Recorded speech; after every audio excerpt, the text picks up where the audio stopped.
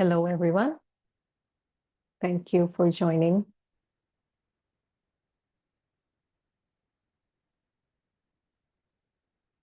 Can everyone hear me okay? Maybe a thumbs up.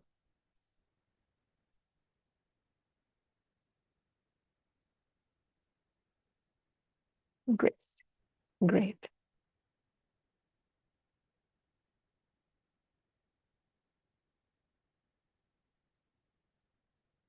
One of the lifesavers, uh, one of the very, very useful concept pointing that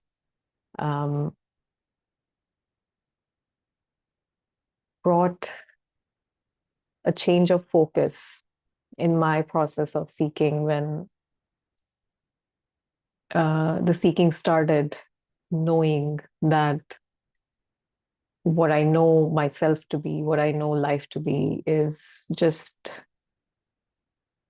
a make-believe game that is being played, and it's a lie.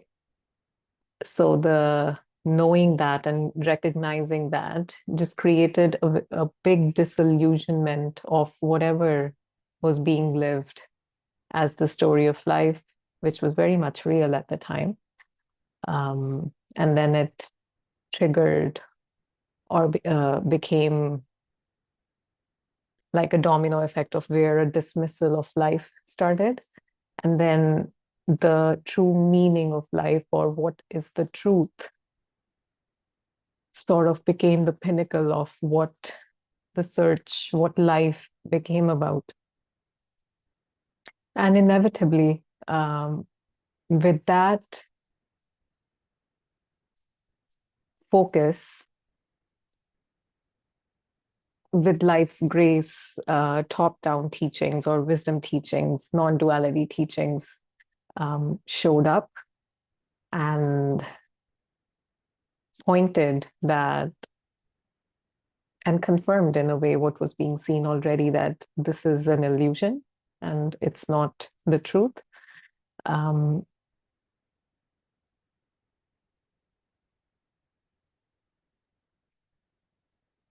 But at that time, that concept or that pointing in itself was received as the truth itself. And thankfully so, because it was taken as the truth, it could do what it is, what they're designed to do, what these teachings are made for, to really open up the perception to which is the background of where the perception takes place from.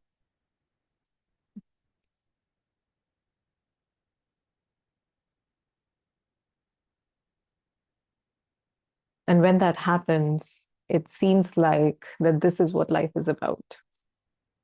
It is blissful and weightless in a way. No boundary, no separation, no me, no other, nothing. And yet everything is direct. All of this, all of these pointings and descriptions are directly perceived and directly known to be the case of how it is. And if that's for it to ground in the system, there might be another concept or belief that might think or believe that this needs to be the place from where life is lived now. So in the beginning, when the search became about the dissolution of me or the dissolution of separation, the end of the person, ego, death, all these labels are used. Union with God.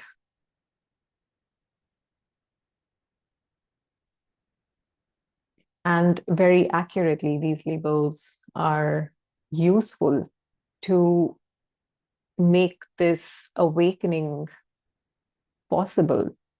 to really point to the not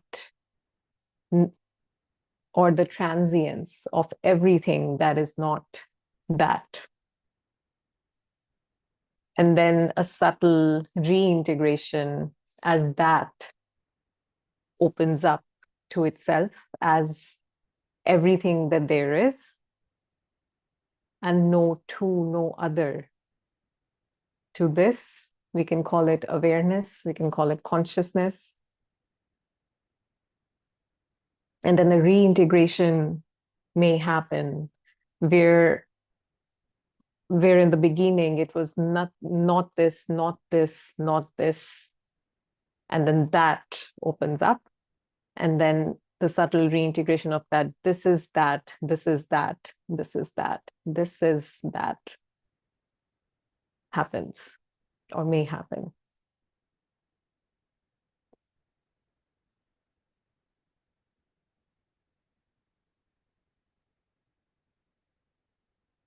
The not this, not this, this can be called as a path of knowledge or path of wisdom. And then this is that, this is that, this is that, this is also that. Negative is that, positive is that. The whole spectrum is that. Can be called the path of love.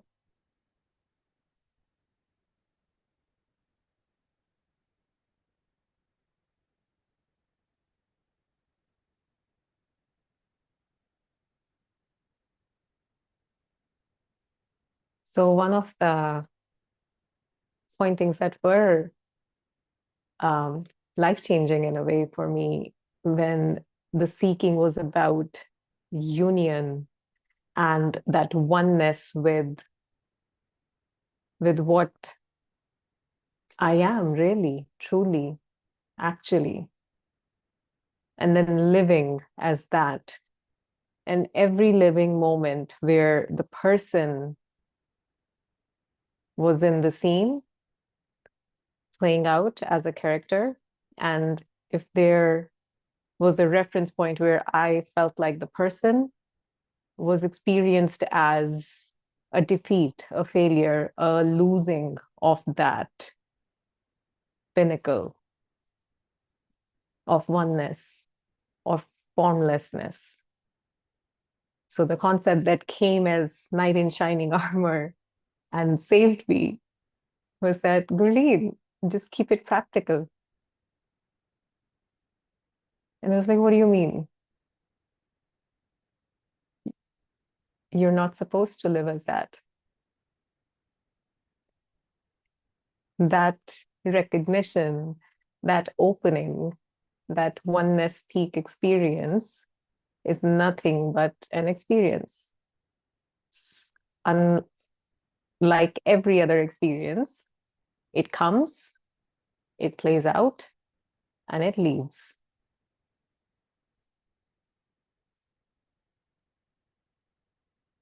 And clinging for that oneness experience to stay and to not leave is that same attachment that is the cause of suffering in the first place when the seeking started. So it's not about living as the formless awareness in daily life. It is about that clinging and resistance, that attachment to fall away.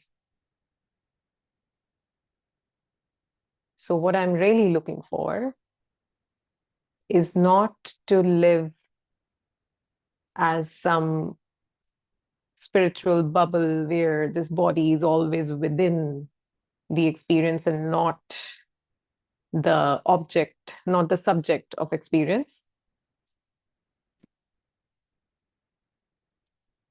But it's about living as this human being, this body-mind organism,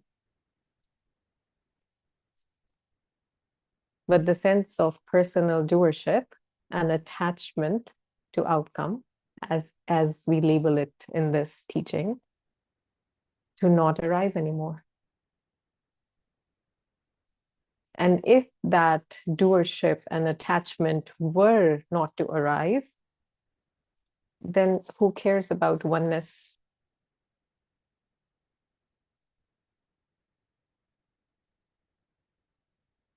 If there is no suffering, there's no seeking. If there's nothing being sought after,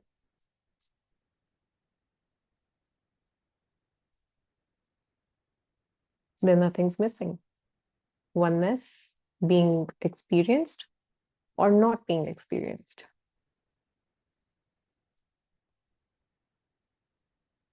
So Gurleen, keep it practical. Why are you looking for that peak experience to be permanent? Well, because in that oneness peak recognition of the not two-ness of all there is no suffering. There is no seeking. There is no lack. And that is related to the absence of the sense of being a person. So the sense of being a person is sent to jail believing that that's the culprit. So if there is a sense of person present here, then it's a no-no. That's what we need to deal with. That's the problem.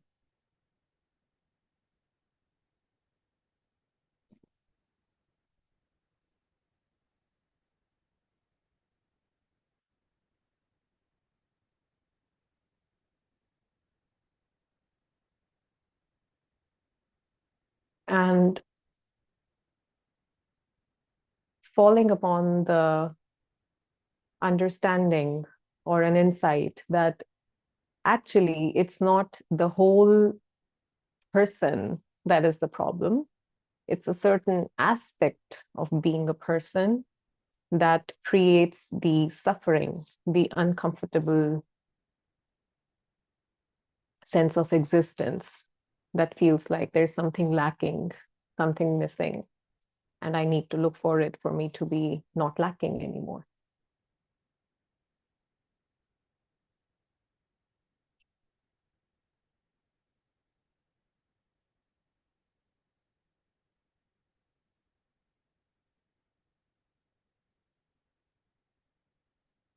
So as a person, before seeking started, who am I?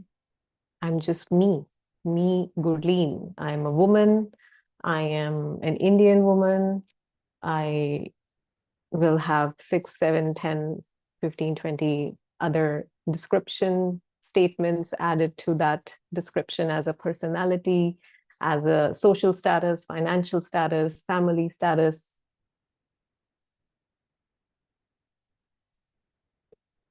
All of that put together is what I am. Me, the person, Gurleen. And when the seeking starts, this me is revealed as just a thought construct.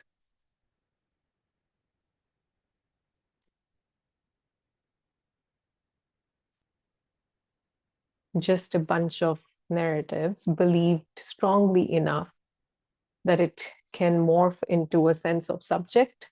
And then the thought construct itself seems to be living the life, seems to be the subject to whom life is happening, who is doing all the actions that seem to be happening from this body-mind organism, and is responsible for what goes on, and what happens to it is taken very strongly and personally by this thought construct. And then it holds on to that, adds on to its own ball tight ball of concepts, and then all those things and happenings, events are added onto it as who I am, who I want to be, who I should be, who I shouldn't be, who they are, who they need to be. I hate them, I love them. And all that beautifully complex construct really is what seems to be living as the subject of life happening through this body-mind organism that is playing out in life. So then the seeking starts, and the reality of this me is seen to be just a thought. And just a thought, the saying it in this way really emphasizes on the transience, on the changingness of this me, and ultimately trying to show that there is no me in reality. In reality, there is no me to be found. And as there is enough space between that which is aware of the me and the me itself, which is very much where I, as the seeker, even may be living from, until there is enough space or detachment. When there is, what opens up is this limitless, boundaryless, formless background in that recognition.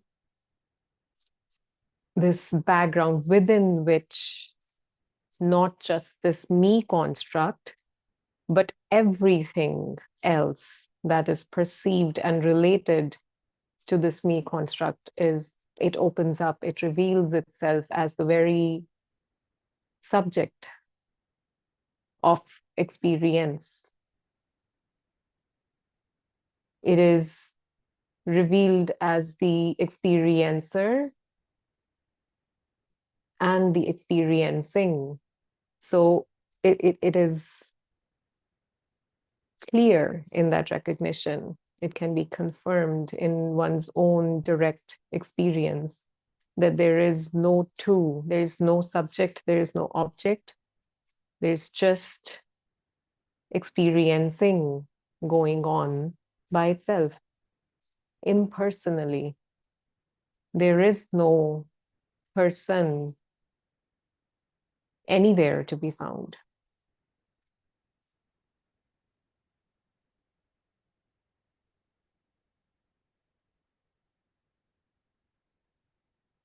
And even the arising, the construct of the me person is seen as an arising within this formless awareness, made of formless awareness, because it is clear that there is nothing else but this. And everything that is arising is this.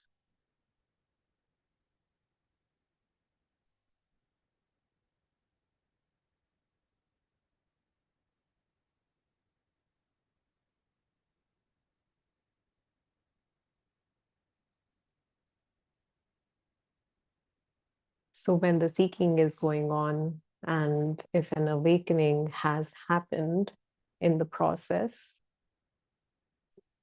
who am I as a person?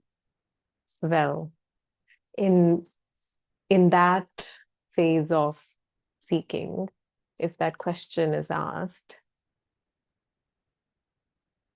well, there is no person, there is no Gurleen. Gurleen is a lie, it's just a thought construct. What I am is the consciousness, is the awareness within which Gurleen is appearing to be.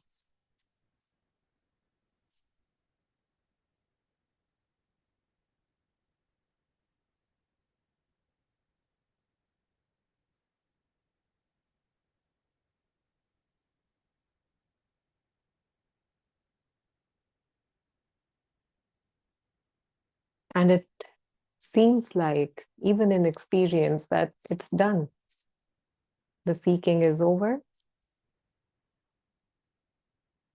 Enlightenment has happened, and the person is dissolved until until one day I wake up and oh no, Gurleen is back. Waking state happens, and I am back as the same person, probably more dysfunctional now because of the dismissal of the daily life of the body. The flow of life may even, well, in my case it was, but maybe even more challenging. And then it feels like I left my home for a vacation for like 2 years. And then I came back and everything is just needs to be cleaned and is in a mess. And you're like, oh, there's a lot of work to do. And it seems like that what that experience of knowing myself as the formless awareness feels like it's gone, and I need to get back to that place. I need to plug the subjectness back into that formless awareness. And then the savior comes if we're lucky. Like, no, you're not supposed to live from there.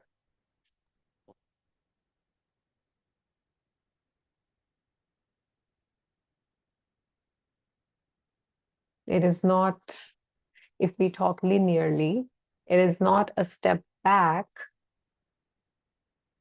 if we find ourselves back in our patterns and sufferings, clingings, and resistances after an awakening has happened. It is actually a step forward. Again, please take these words lightly, as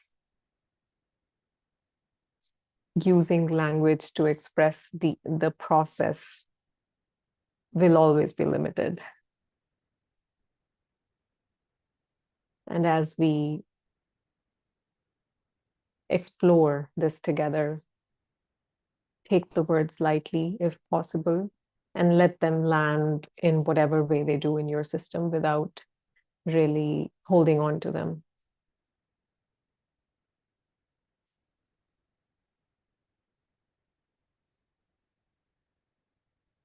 So then it seems like there needs to be an integration as a person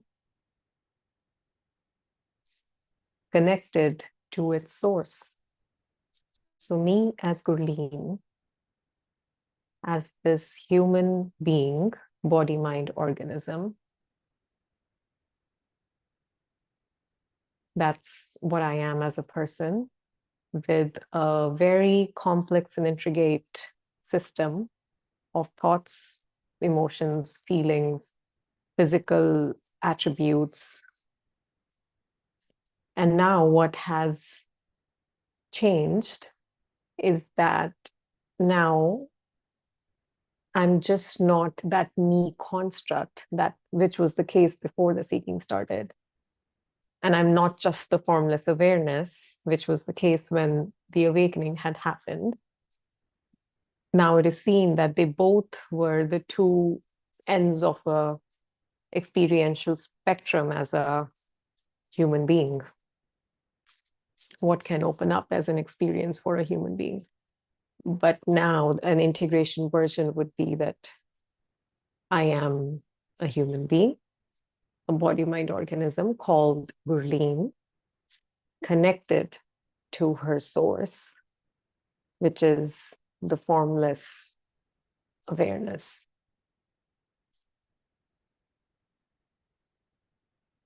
Because now Gurleen knows that for Gurleen to be formless awareness, the source, the impersonal awareness has to be there, whether or not that is in the foreground or even in the background.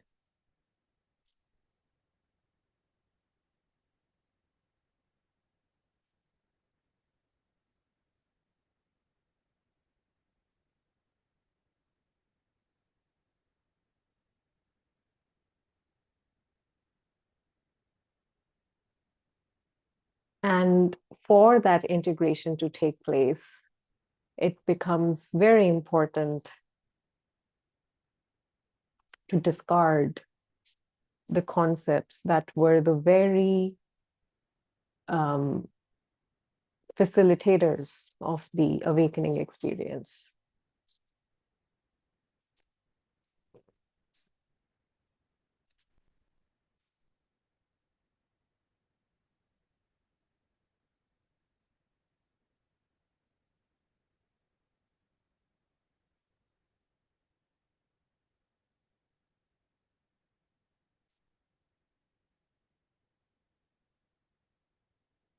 And being Gurleen, connected to my source, as a byproduct of that is that it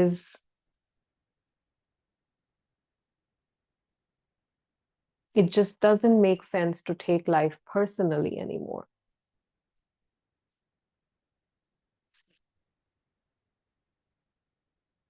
It doesn't make sense to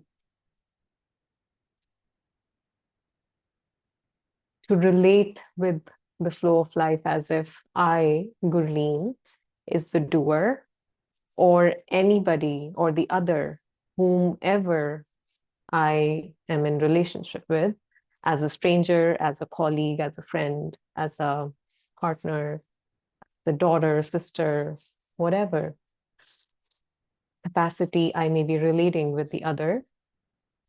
It just doesn't make sense to treat them as a doer or hold them blameworthy or for anything that may happen through them.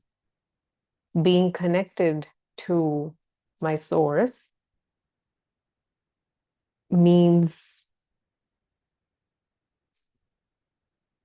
the absence of that strong, deep-rooted belief that I am the doer.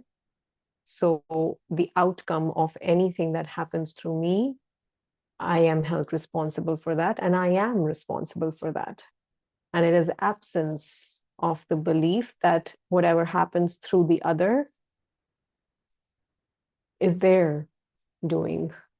So they are wrong if they do something wrong, and they're right if they do something right.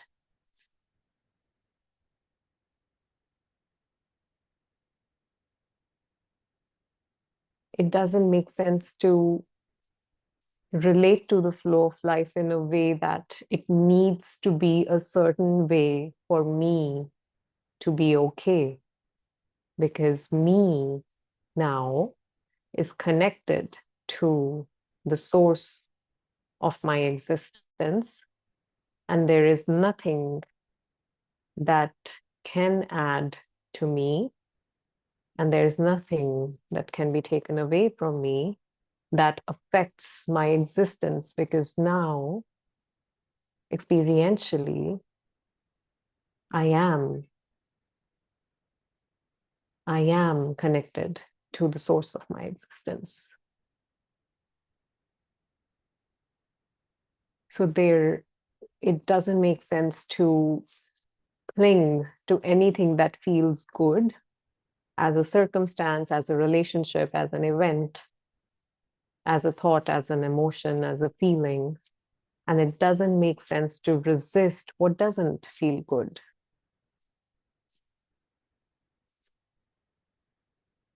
The inner conflict, the sense of needing more or pushing something unpleasant away, that inner conflict of always looking out for oneself in that sense, just doesn't make sense anymore.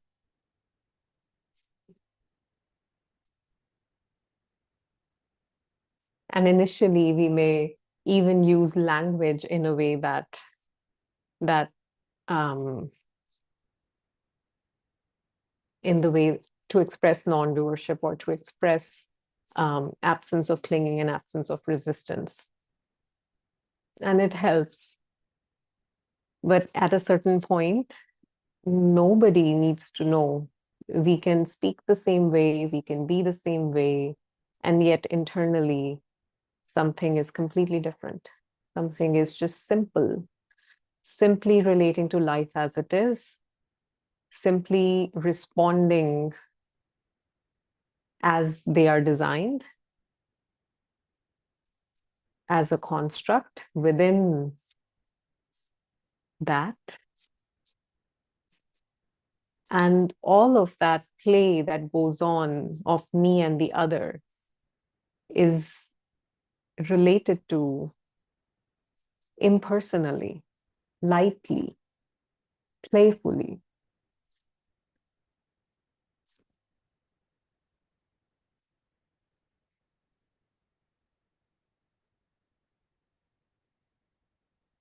And during this integration process, the concept that Gurleen, keep it practical. What is it that you're really looking for?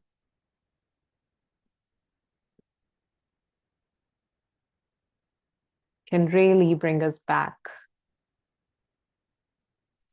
from that habitual relating to life as the doer, relating to the other as the doer, and relating to the flow of life as being the provider of my completeness.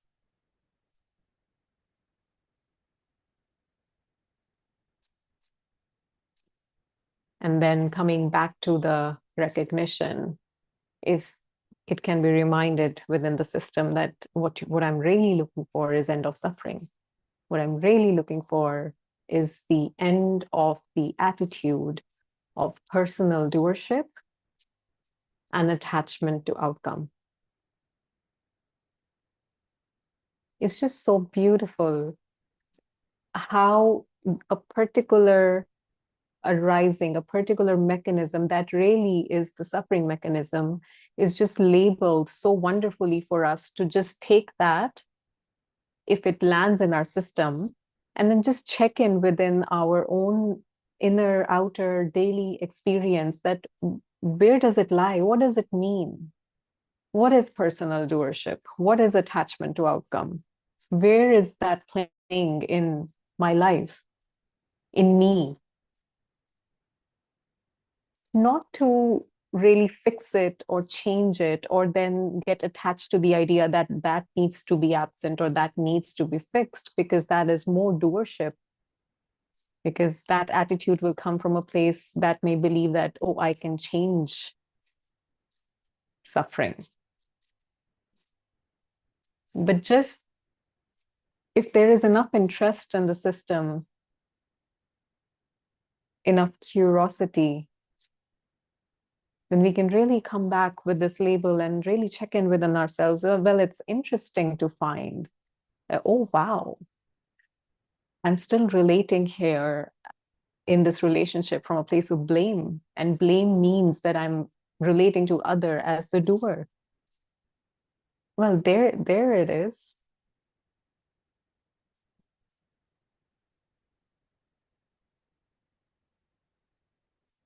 And then if I feel that I need to fix that attitude, then maybe the recognition happens, oh, look at that. Now I'm taking myself to be the doer, as if I am the doer of relating to the other in that way. And now I believe that I am the doer, so I can change the way I'm relating. Look at that.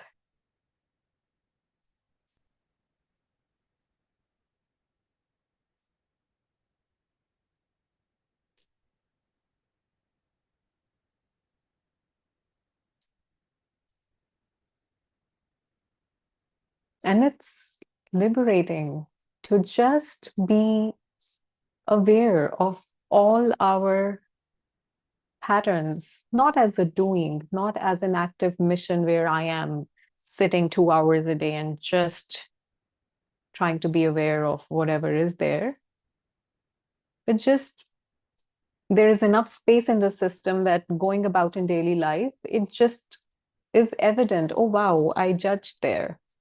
Oh, wow, I see that feeling, shame arose there, or blame arose there, or, oh, that's worry. And then there is a time when these arisings are do not need to be looked at from a space of awareness, but as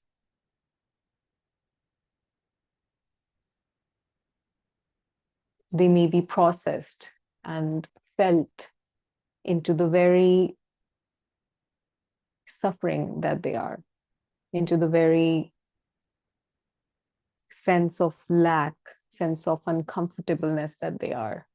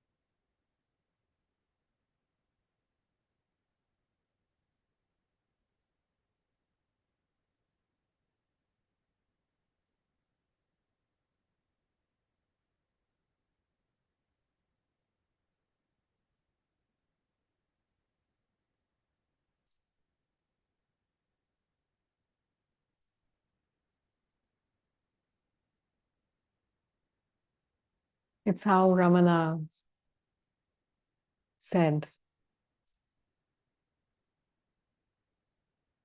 that spiritual knowledge or wisdom teaching or a teaching is a thorn used to take out the existing thorn of ignorance from your thumb.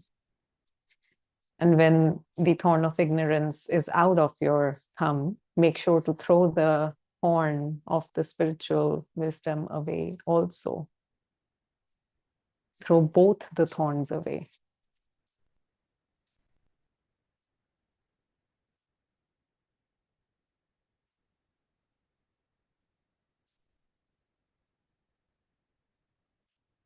It's like the analogy where we use a boat to cross a river, the river of ignorance, the boat being the spiritual teaching or spiritual concepts and pointings. And when the river is crossed, we don't hold the boat on our heads and take the further journey. We just leave the boat there, maybe even thank the boat, and then move on.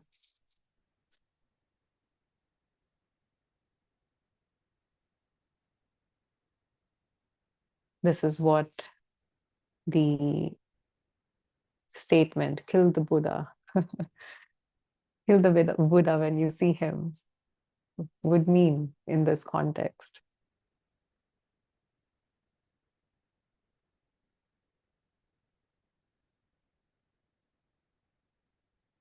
And it is very, very useful to recognize for oneself that anything and everything that has ever been said, that is being said even here, and that will ever be said, is a concept. It might be accurate, it might be inaccurate, it might be useful, it might be detrimental. It may have its affects if it's believed in or not believed in, if it's used or not used. Yet it is a concept.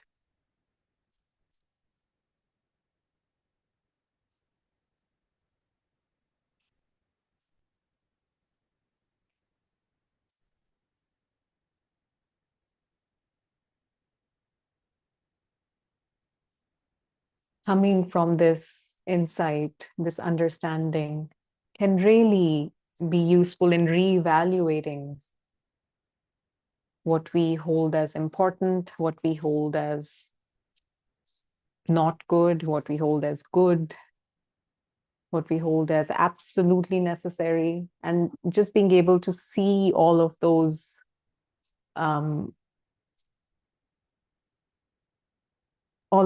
designs of our life, from where we relate to life. We can just see them all as concepts, and then it just may redesign itself or not. Not that it's needed to redesign, but definitely an unconscious blind belief in those concepts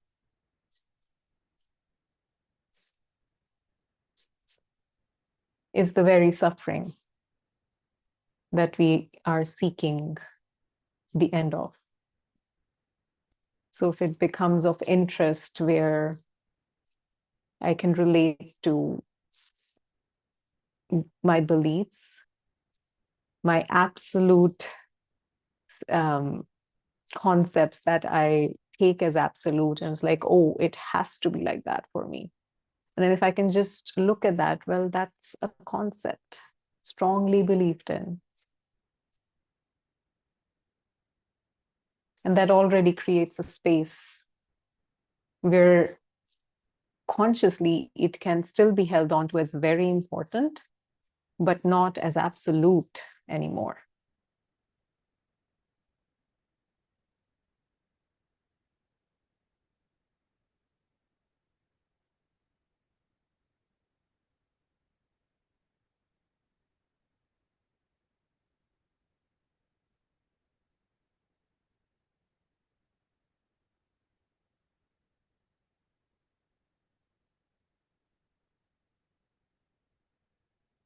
And all of these descriptions of the journey of seeking and just a brief exploration of the integration process, it just happens on its own. If we really look into our own experience, we just find ourselves interested in exploring one thing or the another. We can't help ourselves but to look for a certain topic online and then just read and watch videos and read more about it. And then one day we wake up and the interest is not there anymore. But there might be a belief that, oh no, I do need to read about that 1 hour a day or 2 hours a day. And that's where it is important to see, oh, that's a concept tightly held on to as absolute. Who says I need to spend 2 hours there if there's no interest? And then let's say if it is for work, then very well, we may come back saying that, well, you do need to spend 2 hours there or maybe 4 hours there because that's your work and that's your job and you get paid for that and that pays your bills.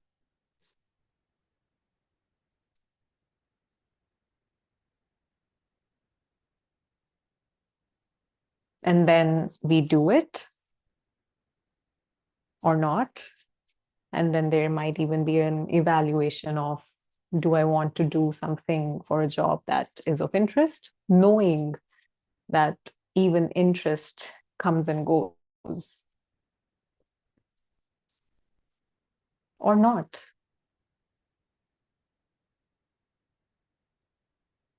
It just unfolds on its own. The thought arises, it is held on to, and an action happens. Then a consequence happens. An evaluation of the consequence may happen, and another thought may appear. A learning or just another way of being or repeating. And then an action may come out of that or against that. And then the consequence happens, and then it just keeps flowing, including our interpretation of what goes on, including our feelings, our emotions about anything in a certain moment.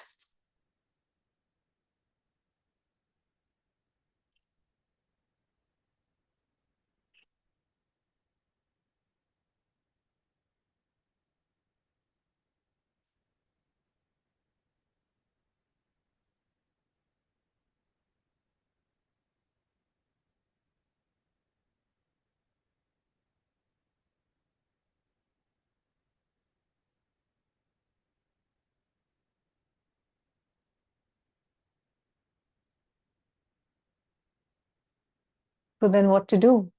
It's like all this stuff, everything happening on its own. So what am I here to do? What to do? Because I still feel like there are things to be done, and there are conversations to be had, and there is time to be spent, and all of that still needs to happen. And it still feels like that I have to do all of that. So what to do? Well, whatever we have been doing so far, in the same way or in a different way.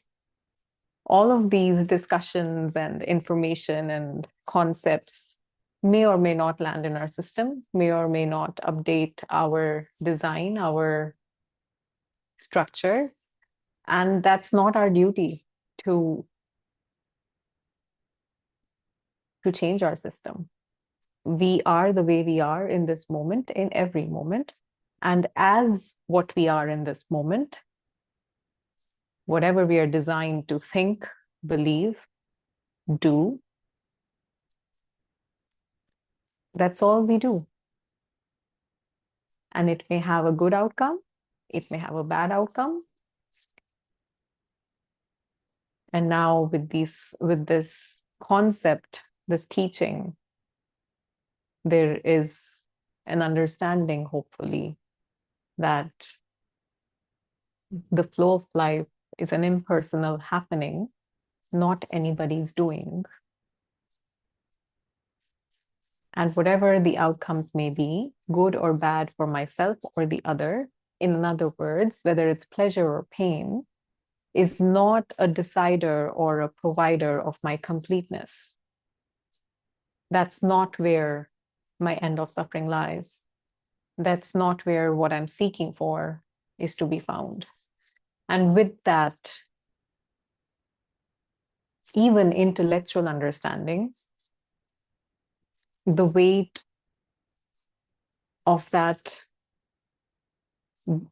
very dense shame and blame and hatred,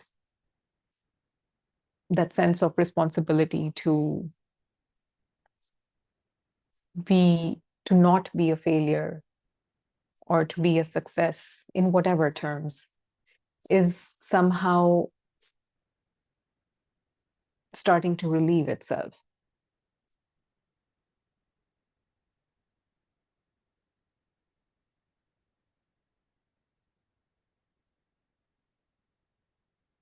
And Roger says, I've heard him say this a few times, well, then you have no homework to do.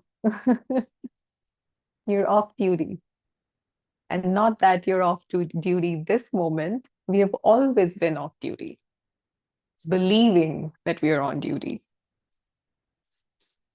And seemingly in the flow of life, we may still look like we're on duty because the actions still go on and conversations go on and conflicts may go on or not.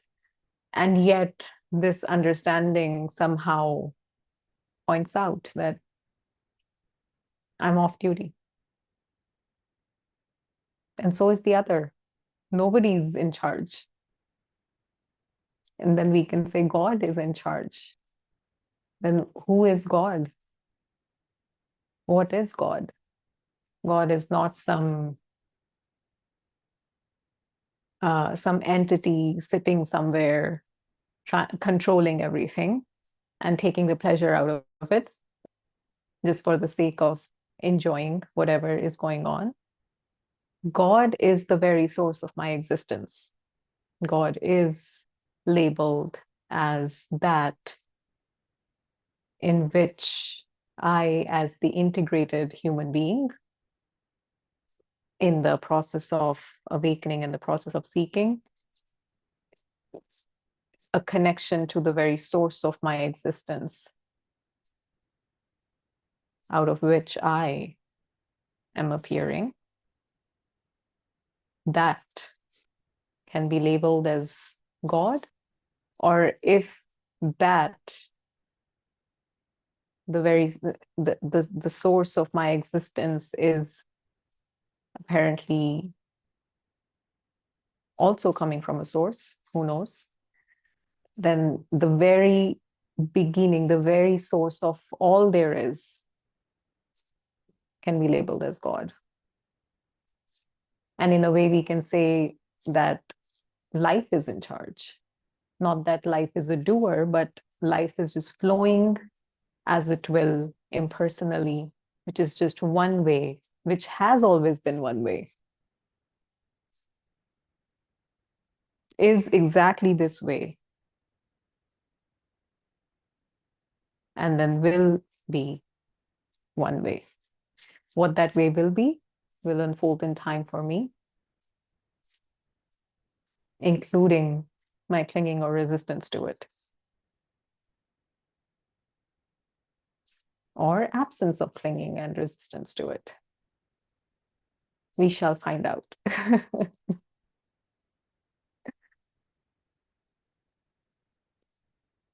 Or not.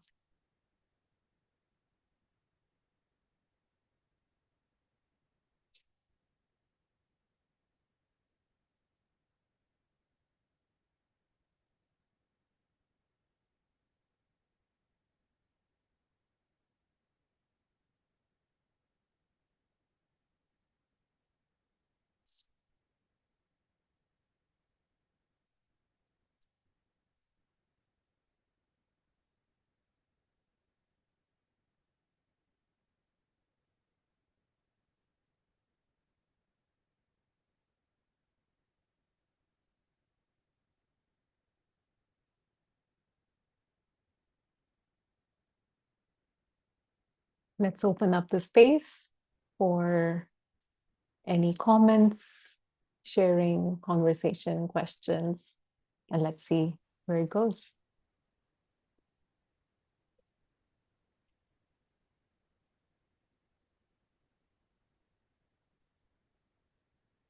Hi, Raj.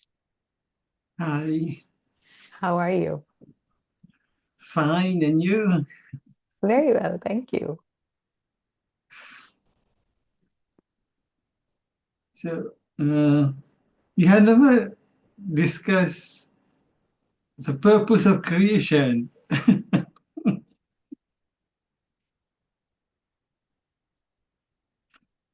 Can you? Is that what you want to know? Yeah.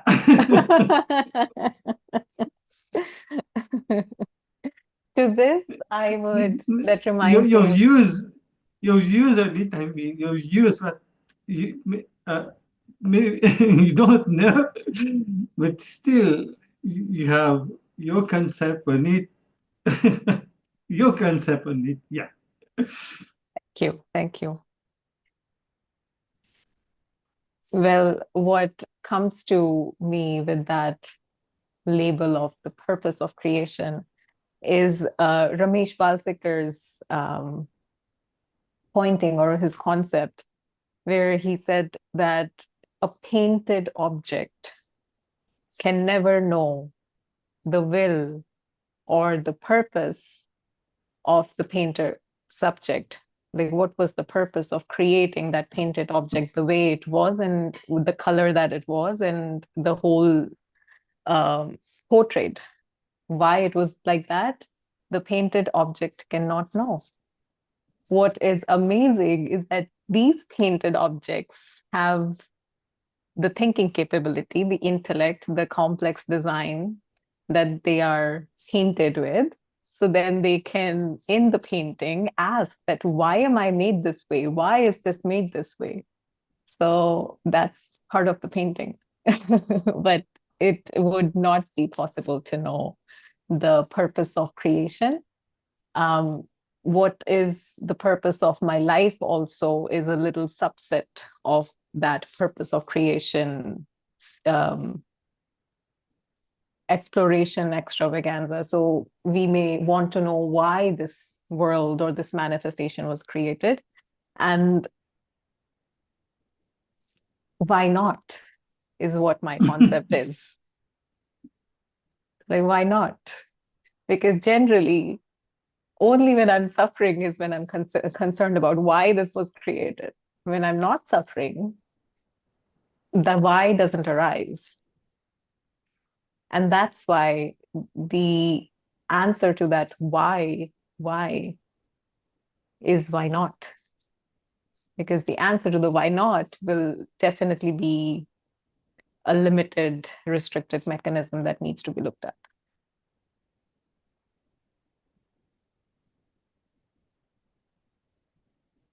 This is equivalent to my answer. My answer, I mean, what I resonate with is, what is the purpose of life? The purpose of life is to live life. Simple, isn't it? Yeah. But many teachers, they say the purpose of life is as if the eye cannot see itself, the knife cannot cut itself. So God being one cannot know itself. To know itself, for the one to know itself, it has to create subject-object. And and the purpose of knowing itself is in order to know bliss. You have to know, in order to appreciate bliss, you have to know suffering as well. So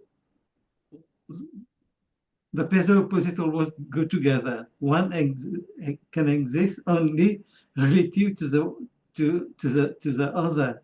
If That's you right. remove one, the other vanish. Yes. So Yes. in order for God to know itself, it has to create this pairs of opposite. First, it has to create subject and object, and also it has to create these pairs of opposite. Yes. That makes sense.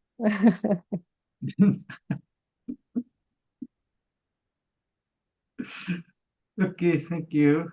Thank you, Raj. Thank you.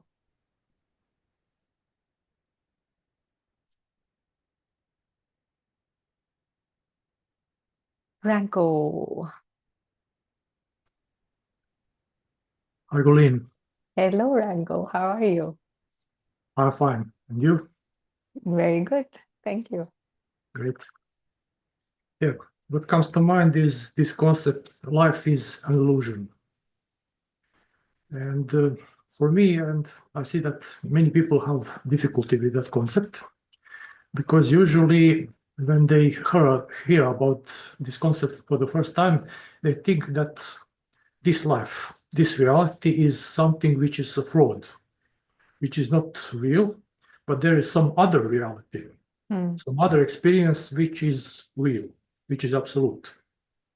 So maybe like ideas like there are some dark lords over there who are ruling the world, and maybe not that story, maybe angels are ruling the world or something like that. But just that's a switching one belief for another. And both as beliefs.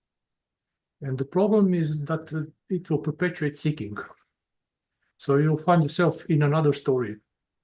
You will try to investigate that story, inquire that story, but it's just a pointless pit. You will just go further, and at one point you will be disappointed. And then you will try to find another story. And it goes on.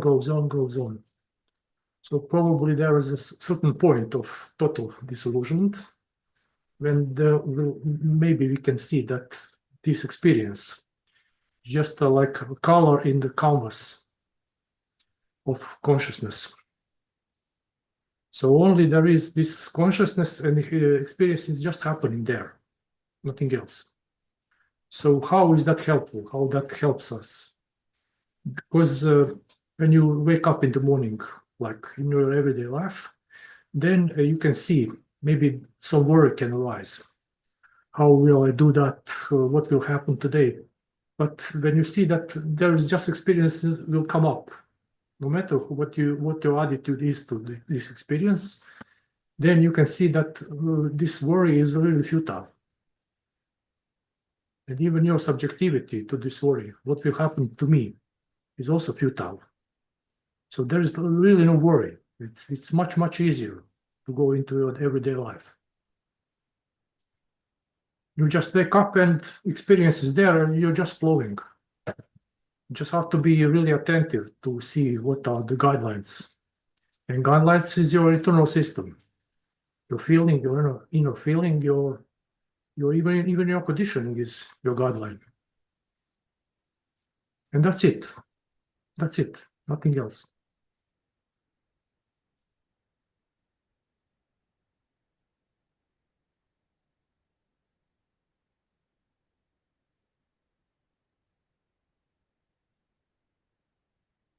Yes. That's it. Nothing else. Until that's not it. The way you put it is so crystal clear, and it's beautiful. It's beautiful to be able to relate with what you're saying, and to resonate with what you're saying. And all I feel to add to that is that it's not a doing. It may happen or may not, and it's not personally happening for someone or not. It's just somehow unfolding. So wherever we find ourselves, whatever topics we find ourselves interested in, and whether we are able to take it lightly or take it personally, is all somehow within the same soup of that impersonal happening. And yes, if we wake up and if we find ourselves connected to, as you labeled it, the internal guidance system, the IPS, it's such a relief more than anything. It's simple, it's a relief, and it feels like, oh, this is what they mean by surrender. And it is clearly seen in that experience that you do not surrender. The effort or the tendency to believe ourselves to be the doer and needing life to be a certain way, so which is attachment to outcome, for me to be okay, that is surrendered. It's just not operating anymore.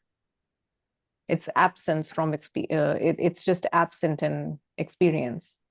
And that is when one can really see, oh, this is what surrender means. And yes, it is just, that's it.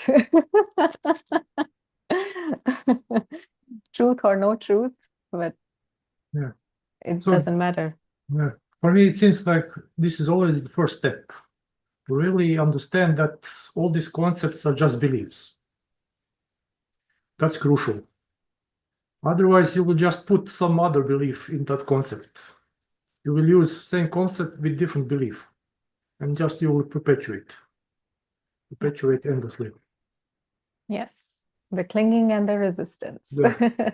to the rescue. Yes.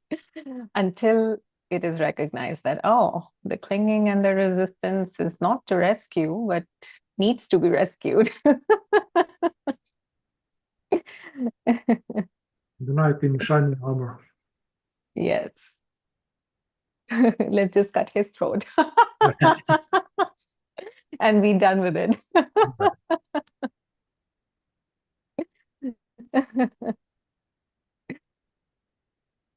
Yeah.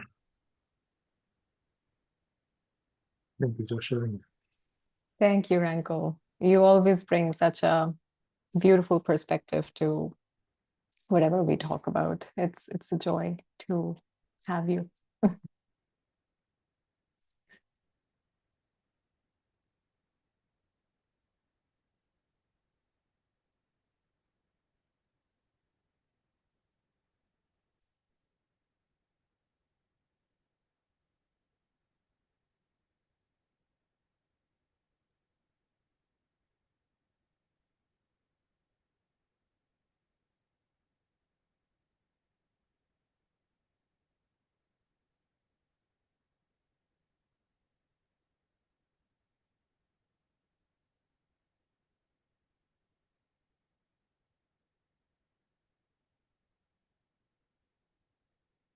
I was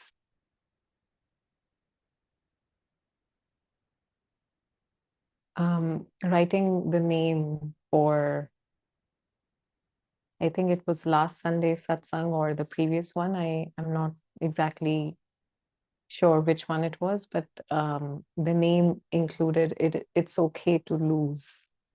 And then what happened after that statement, it's okay to lose, it's okay to surrender. And then it really was interesting to relate to the word losing as surrender. And it also becomes interesting to really see that would that mean that now I intentionally go in life and conversations and relationships to lose? So how do I relate to losing and winning in regards to surrender? Do these two words, losing and surrendering, can they even go together?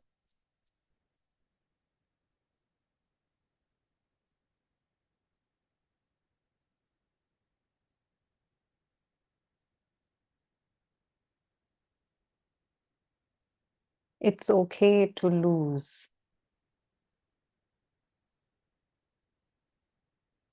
What it really points at in the way that it is spoken here, or it is written as that name of the satsang, is it's okay to not fight anymore.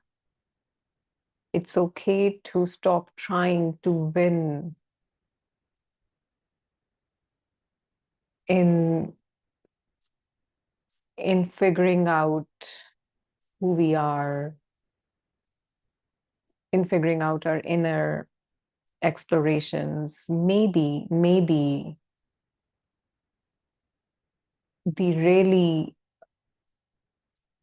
the true victory in this sense may lie in not fighting anymore.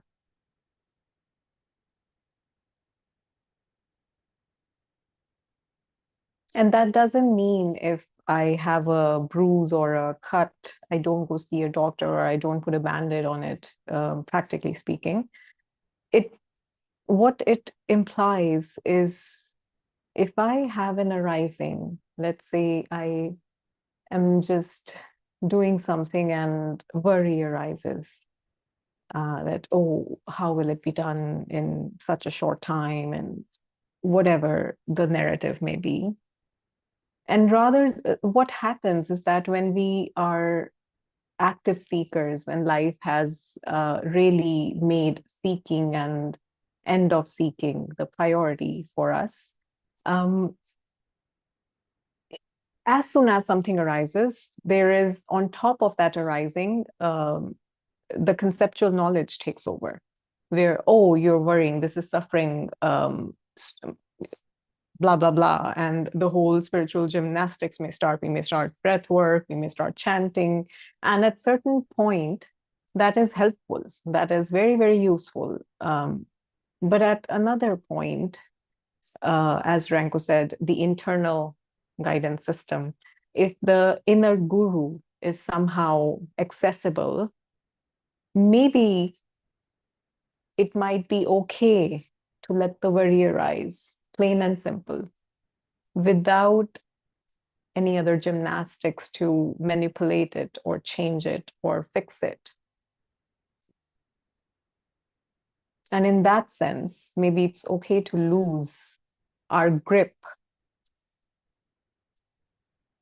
our control. It's okay to lose the control over our inner experience and let it play out.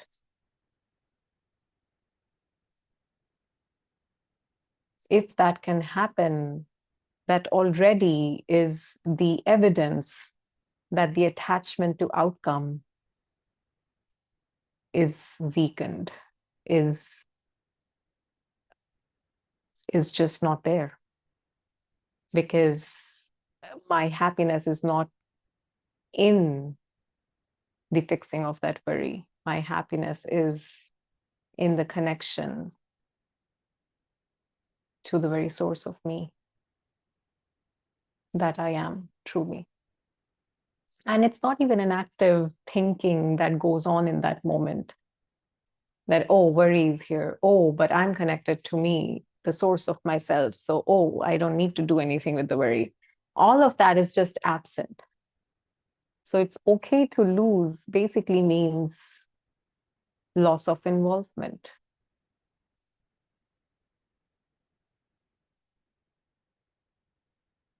And that frees up so much energy within our system that then can be channelized in further grounding and further integration of the understanding to go deeper from just being intellectual to the heart, and maybe even to in our body, in every cell of our existence as this human being.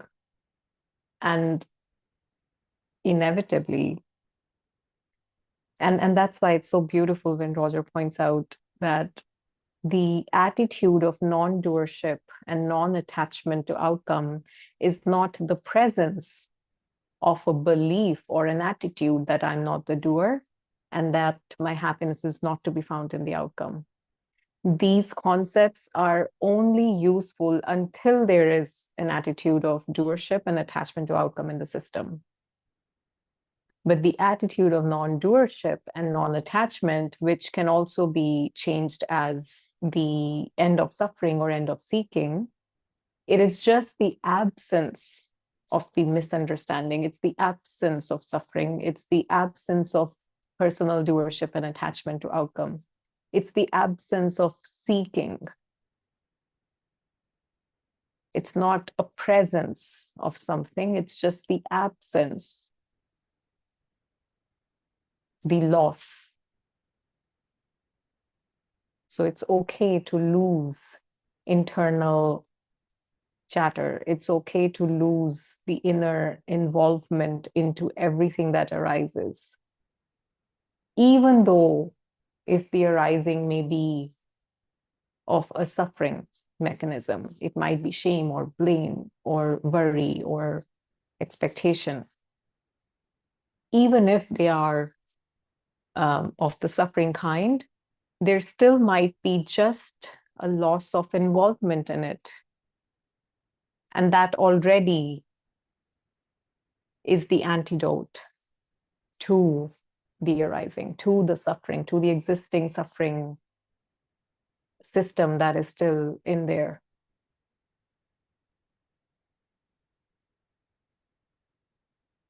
That is the loss of believing that I am the doer and I need to do something about the arising on a subtle level.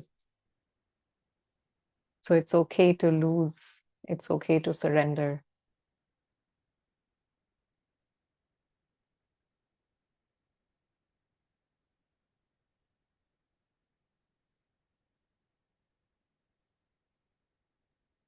In another way, it's okay to lose interest. It's okay to lose interest in satsangs and in teachings and in seeking. We may feel like, oh, I'm not actively doing whatever practice that I may be doing or investigating or thinking or analyzing these spiritual concepts anymore. Like, it's okay to lose interest. It's okay to find ourselves in a place where we'd rather just be and not really ruminate even on spiritual concepts.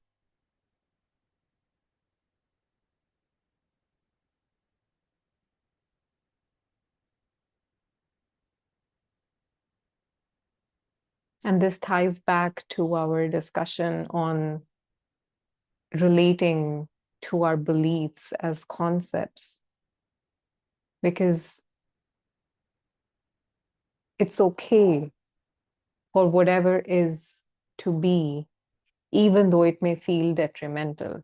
Because if it does feel detrimental, then we can come back and really see that, oh, what is it in me that still believes that that needs to happen that way for it to not be detrimental for me? That is classic attachment to outcome.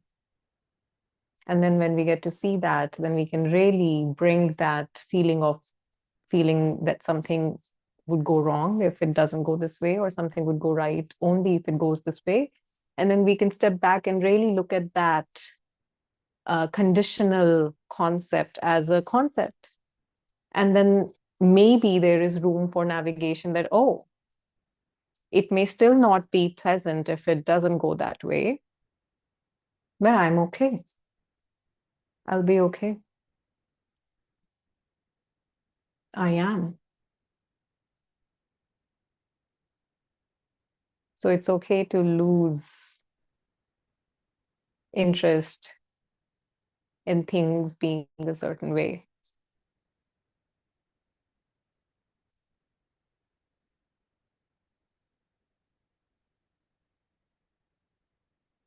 And it's okay to be interested. Let's not take any of what is being shared here as something to do or something that should be this way. That will actually be opposite to what these descriptions are designed for.